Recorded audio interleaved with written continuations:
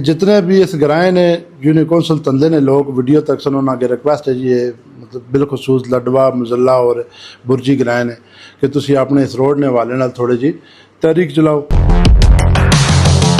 Sir साढ़े मगरब वाली साइड ते चकवाल है केड़ा ग्रां है नाल? सरकाल कसर। सरकाल कसर। और अच्छा, जनूब वाली साइड ते गुजर खान तहसील है जिदा ग्रां है तरकवाल थाना जातली। थाना जातली। ठीक हो गया। ते ये बाउंड्री है जी पिंडी नहीं आखिरी ग्रां। चौंतरा और पिंडी ने आखिरी ग्रां है जैसे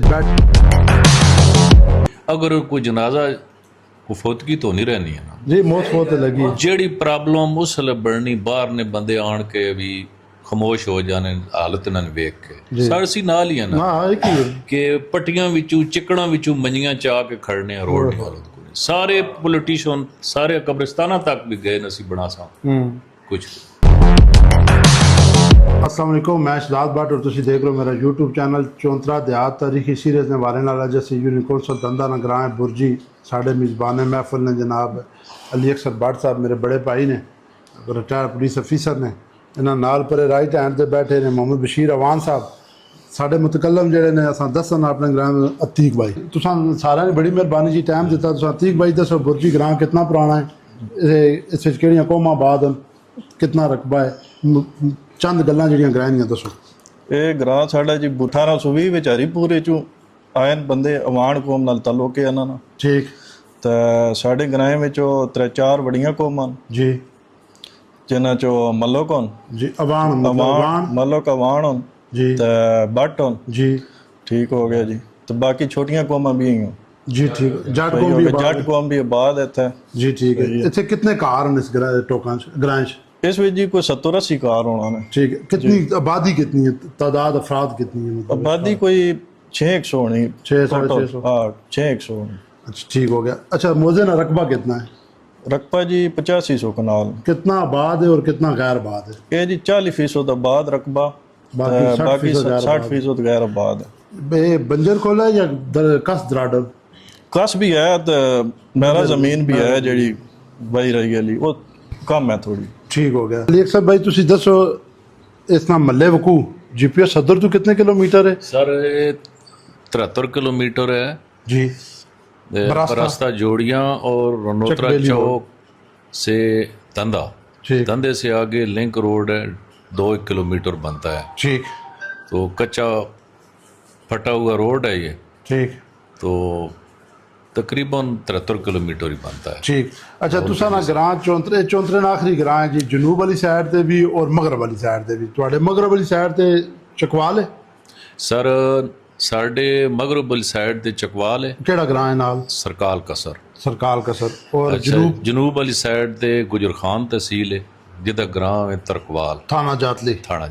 ठीक हो गया। ते ये बाउंड्री है जी पिंडी नहीं आखिरी ग्रां। चौंतरा और पिंडी ने आखिरी ग्रां है जिस बैठे हैं और जेडे लोग बुरजी आना चाहते हैं मैं उन्हें रिक्वेस्ट करता बकार ते नहीं आना।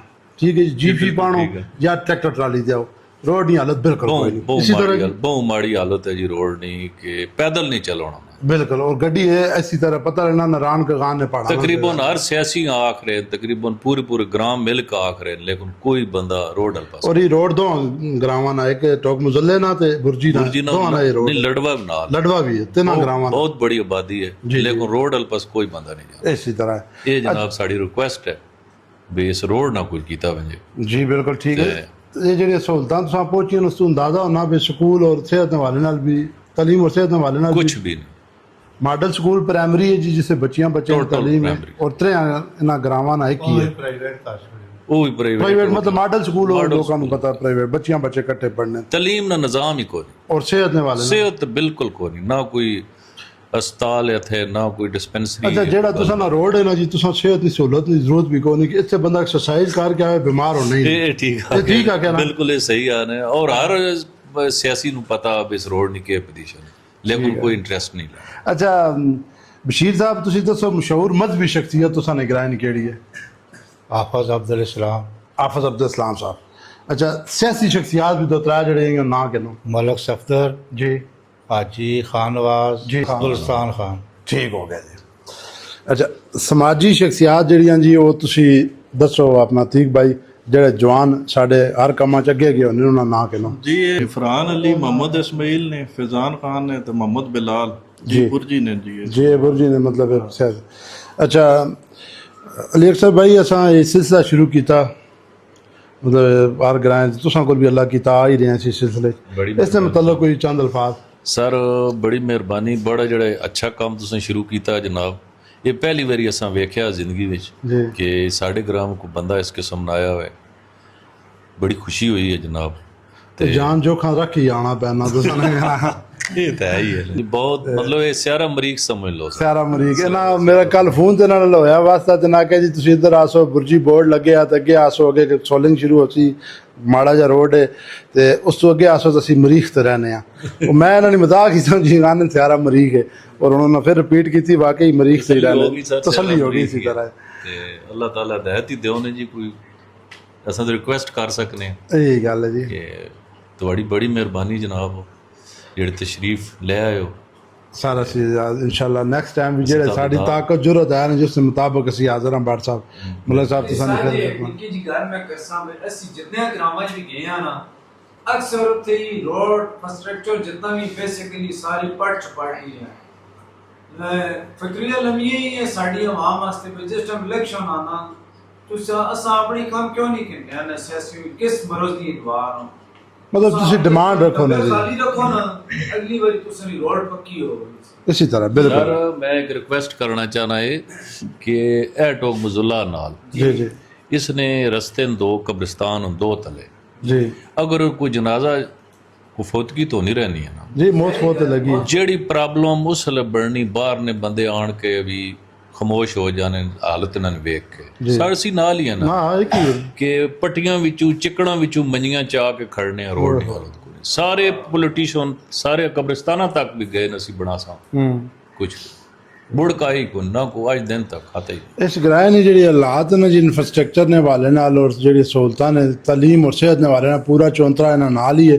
ਅਸੀਂ ਵੀ ਇसी तरह ही हैं जी तलीम सेहत ने वाले लेकिन स्ट्रक्चर जो रोड है थोड़ा ये बहुत मतलब और गैस या इजाफी चीज़ां जड़ियाँ वो तो फिर सलाद हो गया ना सलाद डिमांड ही को नहीं लेकिन रोड इन्होंने बहुत ज़रूरी है जी 3 ग्रां ने मतलब 500 कार बन जुलना 3 ग्रावां और बहुत ज़्यादा तकलीफ ना शिकार ने अगर बारिश हो जाए तो मेरा ख्याल है उतों आना गुजरना माल है तकरीबन 30 साल रोड इस तरह जा रहे 30 साल की रोड ਇਹ ਬਟ ਸਾਹਿਬ ਤੁਸੀਂ ਵੀ ਮੱਲਾ ਸਾਹਿਬ ਤੁਸੀਂ ਵੀ ਅੱਗੇ ਮੁਜ਼ੱਲੇ ਵਾਲਿਆਂ ਪੱਟੀਆਂ ਨਾਲ ਵੀ ਮੈਂ ਰਿਕੁਐਸਟ ਕਰਦਾ ਜਿਸ ਟਾਈਮ ਵੋਟਾਂ ਪੈਣੀਆਂ ਉਸ ਟਾਈਮ ਆਪਣੀ ਕੋਈ ਡਿਮਾਂਡ ਰੱਖੋ ਕੰਮ ਹੋ ਜਾਵੇ ਕੋਈ ਇਹ ਜੇ ਬੰਦੇ ਨਾਲ ਤੁਸੀਂ ਵਾਅਦਾ ਵਈਦ ਕਰੋ ਜਿਹੜਾ ਵਾਅਦੇ ਨੇ ਪਾਸਦਾਰੀ ਕਰੇ ਜਿਹੜਾ ਜਿਤਨੇ ਤੋਂ ਬਾਅਦ ਆ ਕੇ ਵਾਅਦੇ ਕਿਹੜਾ ਜਨਾਬ ਕੁਰਾਨ ਹਦੀਸ ਹੁੰਦੇ ਇਹ ਜੇ ਬੰਦੇ ਵੋਟ ਹੀ ਨਾ ਦਿਓ ਜੀ ਬਿਲਕੁਲ ਇੱਕ ਵਾਰੀ ਨਾ ਵੋਟ ਦਿੱਤੀ ਨਹੀਂ ਤਾਂ ਕਿਹੜਾ ਤੁਸੀਂ ਕੋਈ ਇਤਨਾ ਪ੍ਰੋਬਲਮ ਹੈ ਇਹ ਜਿਤਨੇ भी इस ग्राए ने यूनियन कौंसिल तंदे ने लोग वीडियो तक सुनो ना के रिक्वेस्ट है जी ये मतलब बिलखसूस लडवा मुजल्ला और